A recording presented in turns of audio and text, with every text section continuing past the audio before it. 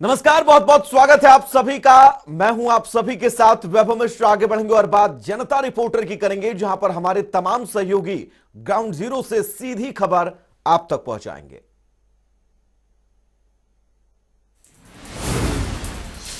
भिवानी जिले के गांव सुई के अंदर महामहिम राष्ट्रपति आज पहुंचे थे। इस दौरान मुख्यमंत्री मनोहर लाल खट्टर, वहीं राज्यपाल बंडारू दत्तात्रेय, उप मुख्यमंत्री दुष्यंत चौटाला सहित अन्य मंत्री व नेता पहुंचे थे। आपको बता दें, महामहिम राष्ट्रपति ने न केवल 25 करोड़ रुपए की लागत से बनाए गए विकास कार्यों का उद्घाटन किया, बल्कि मुख्यमंत्री ने भिवानी जिले के गांव सुई में ही अकेडमियाँ खोलने की घोषणा की। साथ ही कहा कि वहां पर सीवर ट्रीटमेंट प्लांट भी लगाया जाएगा ताकि पानी शुद्ध मिल सके। वहीं गांव की चारों तरफ की सड़कों को पक्का करने के आदेश भी मुख्यमंत्री द्वारा दिए गए। साथ ही आपको बता दें, राष्ट्रपति महोदय ने पूरे गांव का दौरा किया, साथ ही एक पेड़ भी वहां पर लगाया था।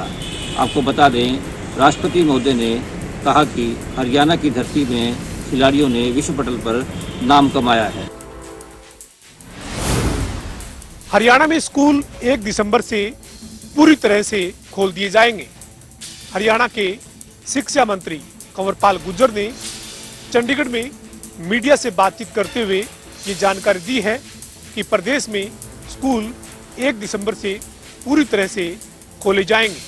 गुर्जर ने कहा कि कोविड के चलते स्कूलों को विकल्प के तौर पे खोला गया था, लेकिन अब 1 दिसंबर से पूरी तरह से प्रदेश भर में स्कूल खोल दिए जाएंगे।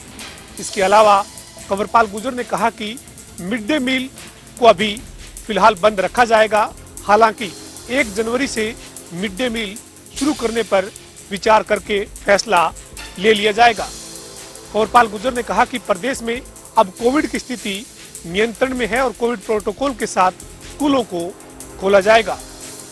काबिले गौर है कि इससे पहले हरियाणा में 1ली से 12वीं क्लास के स्कूल खोले जा चुके हैं, लेकिन स्कूलों में बच्चों को विकल्प दिया गया है कि वे अपनी परिवार की मर्जी से स्कूल में आ सकते हैं या नहीं आकर घर पर भी बैठकर स्कूल को अटेंड कर सकते हैं।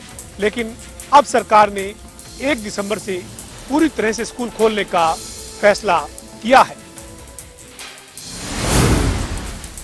पाकिस्तान में स्थित सिखों के सबसे पूजनीय तीर्थ स्थल तक जाने के लिए करतारपुर साहिब को एक बार फिर से खोला जा रहा है। दरअसल आपको बता दें कि कोरोना महामारी के चलते करतारपुर साहिब का कॉरिडोर बंद कर दिया गया था। वहीं गुरु पर्व के उपलक्ष्य में करतारपुर साहिब का कॉरिडोर एक बार फिर से खोला गया है। वहीं आपको बता दें कि 2019 में इस गलियारे का उद्घाटन हुआ था। साथ ही आपको बता दें कि श्रद्धालुओं को कुछ नियमों का पालन करना पड़ेगा। दरअसल आपको बता दें कि श्रद्धालुओं को दोनों कोरोना वैक्सीन की दोनों डोज लगवाने के बाद ही यहां जाने की अनुमति है।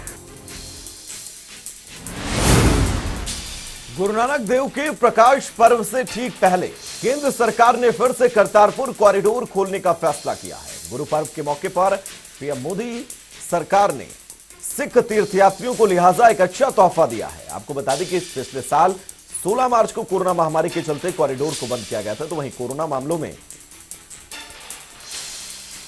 कमी के दौरान करतारपुर साहिब को फिर से खोलने का फैसला लिया गया। साथ ही बता दें कि श्रद्धालुओं को यात्रा करने के लिए नियमों का पालन करना होगा। मसलन सिर्फ वो ही लोग यात्रा कर सकते हैं जिन्होंने कोरोना वैक्सीन के दोनों डोज ली हैं। दिल्ली एनसीआर क्षेत्र में प्रदूषण के मामले पर आज सुप्रीम कोर्ट में सुनवाई हुई।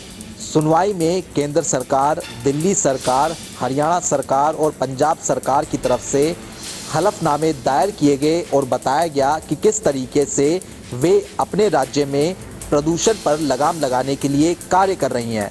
प्रदूषण पर सुनवाई के दौरान सरकारों के रवैये से सुप्रीम कोर्ट नाराज नजर आया। सुप्रीम कोर्ट ने कहा कि ब्यूरोक्रेट कुछ नहीं करना चाहते।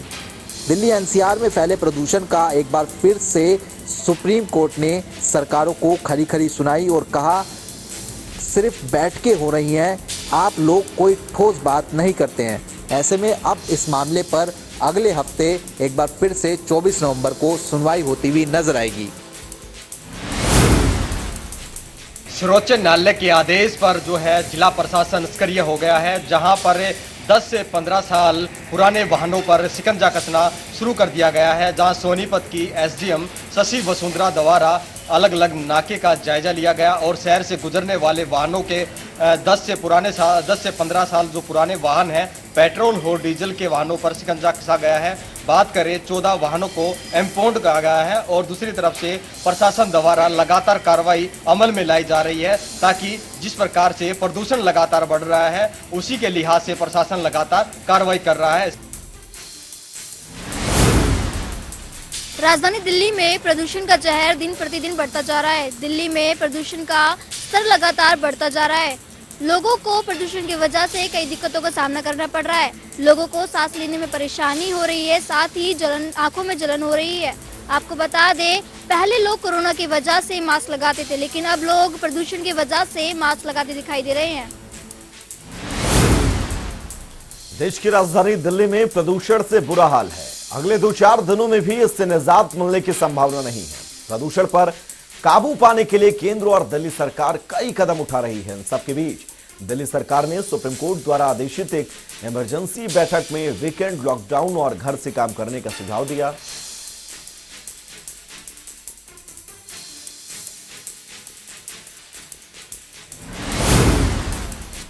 लखीमपुर खीरी हिंसा मामले में सुप्रीम कोर्ट के आदेश पर Punjab and Haryana high court के पूर्व जस्टिस राकेश कुमार की निगरानी में अब जांच होगी। साथ ही सुप्रीम कोर्ट ने मामले की जांच कर रही एसआईटी टीम में भी 3 वरिष्ठ आईपीएस अधिकारियों की नियुक्ति की है।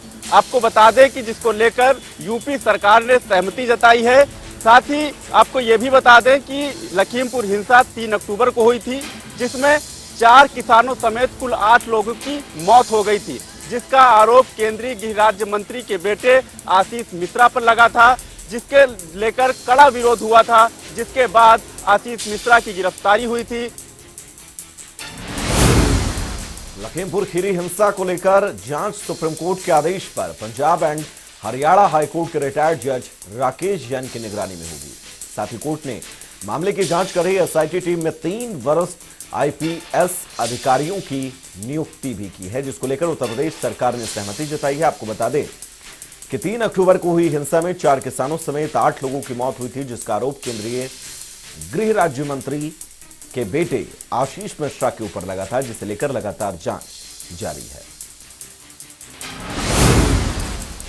देश में विवादित बयानों का सिलसिला थमने का नाम नहीं ले रहा है। अभिनेत्री कंगना रनौत पहले देश की आज़ादी पर बयान देकर सुर्खियों में आ गई, जिस पर जमकर विवाद हुआ, और वही महात्मा गांधी पर विवादित बयान देकर चर्चा में है।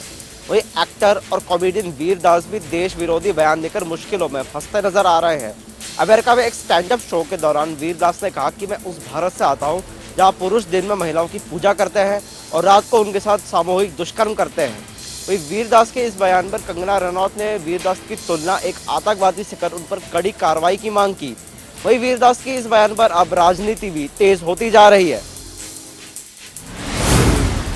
हरियाणा सरकार की ओर से दावे किए जा रहे हों कि किसानों को डीएपी खाद की कमी नहीं आने दी जाएगी, लेकिन कालाबाजी के किसानों का कहना है कि वह उनकी या तो वह आज खाद लेकर जाएंगे या उनकी लाश जाएगी। एक किसान ने कह डाला कि आज वह आग लगाकर आत्महत्या करने को तैयार है, क्योंकि उसको डीएपी नहीं मिल रही है। उसको 15 दिन हो गए हैं, वह चक्कर लगा रहा है। अधिकारी कर्मचारियों की ओर से उसका आधार कार्ड लेकर उसका लिस्ट में नाम तो डाला जा रहा है, कभी किसी अधिकारी का नाम लिया जा रहा है तो कभी किसी अधिकारी का नाम लिया जा रहा है। 15 दिन से लगातार चक्कर लगाने के बाद एक भी डीएपी का बैग उसे नहीं मिला है। कहीं ना कहीं खाद की जो कमी है कालाबाजी में बिल्कुल दिखती नजर आ रही है, और किसानों के आरोप है कि पंजाब में डीएपी खाद है जो महंगे भाव में बेची जा रही है। कहीं ना कहीं कालाबाजारी डीएपी में जो कालाबाजी में देखने को मिल रही है।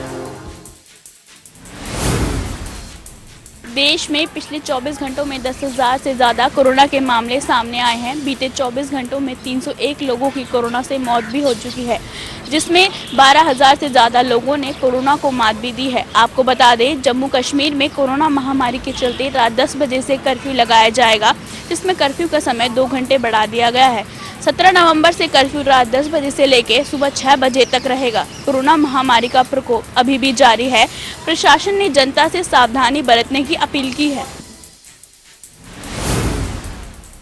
पिछले 24 घंटे में देश में कोरोना के 10,000 से ज्यादा नए केस सामने आए हैं। पहले के मुकाबले सक्रिय मामलों की संख्या के रिकॉर्ड में गिरावट देखी गई है। देश में फिलहाल संक्रमितों की संख्या 1,28,000 के करीब है। फिलहाल कोरोना से मौत के आंकड़ों में कमी देखने को मिली है। आपको बता दें कि कोरोना के चलते जम्मू में नाइट कर्फ्यू लगाया जाएगा। साथ ही कर्फ्यू का समय 2 घंटे और बढ़ा दिया गया है। जम्मू के डीसी ने भीड़भाड़ और संवेदनशील इलाकों में लगातार जांच की हिदायत दी है।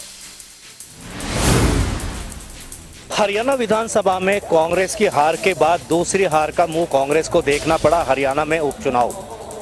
उसके बाद कांग्रेस है उसने मंथन शुरू किया और इसी मंथन के तहत राम किशन फौजी जो कांग्रेस पार्टी से हैं, उस प्रभारी हैं इस जिले के, उनके नेतृत्व में आज एक बैठक की गई और बैठक में 4 विधानसभा जो महेंद्रगढ़ जिले की है, नारनौल, अटेली, नांगल चौधरी और महेंद्रगढ़, उन चारों विधानसभाओं में 7 दिनों तक पार्टी के कार्यकर्ता लोगों से रूबरू होंगे और कांग्रेस की नीतियों से अवगत कराएंगे। साथ ही इस पार्टी का यह भी अभियान है कि बीजेपी के कार्यकाल के दौरान जो गैस के या पेट्रोल के जो रेट बढ़े हैं उससे आम जनता को बताएंगे और कांग्रेस सरकार में क्या अच्छा हुआ और बीजेपी के सरकार में क्या बुरा हुआ, इसको लेकर अब कांग्रेस पार्टी के कार्यकर्ता और नेता जनता के बीच जाने का मन बना चुके हैं। लेकिन अब देखने वाली बात होगी कि कांग्रेस को कितना समर्थन जनता का मिल पाता है। अखिल भारतीय पीठासीन अधिकारियों का सम्मेलन शिमला की इसी विधानसभा में हो रहा है। ऐसे में पहले दिन जहां प्रधानमंत्री नरेंद्र मोदी का संबोधन था, वहीं दूसरे दिन अब केंद्रीय मंत्री अनुराग ठाकुर खास तौर पर शिमला में मौजूद रहेंगे और अपना भाषण देंगे। इसके साथ साथ पहले दिन ये भी अहम रहा कि जिस तरह से संचालन किस तरह से विधानसभाओं और विधान परिषदों में किया जाना है, इसको लेकर विस्तृत रूप से चर्चा की गई। वहीं शताब्दी यात्रा की समीक्षा और समीक्षा के साथ साथ आगे की भविष्य की जो कार्य योजना है किस तरह से वो चलनी चाहिए, इसको लेकर भी विस्तृत रूप से चर्चा की गई। इसके साथ ही पीठासीन अधिकारियों के संविधान के साथ साथ सदन और जनता के प्रति जो दायित्व है उसका निर्वहन किस तरह से किया जाना है, इसको लेकर भी चर्चा विस्तृत रूप से की जा रही है।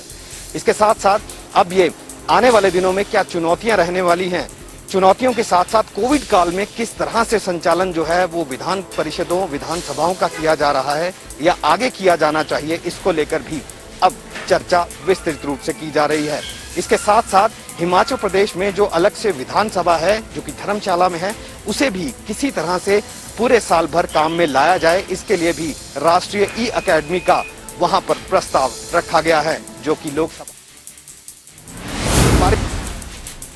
ऊना में पत्रकारों का महत्व, ऊना में नेशनल यूनियन ऑफ जर्नलिस्ट और हिमाचल यूनियन ऑफ जर्नलिस्ट के तत्वाधान में स्वर्ण जयंती समारोह एवं राज्य स्तरीय अधिवेशन मनाया गया। इस कार्यक्रम में छठे राज्य वित्त आयोग के अध्यक्ष सतपाल सिंह सत्ती एवं ऊना गगरेट विधानसभा क्षेत्र के विधायक राजेश ठाकुर विशेष तौर पर उपस्थित।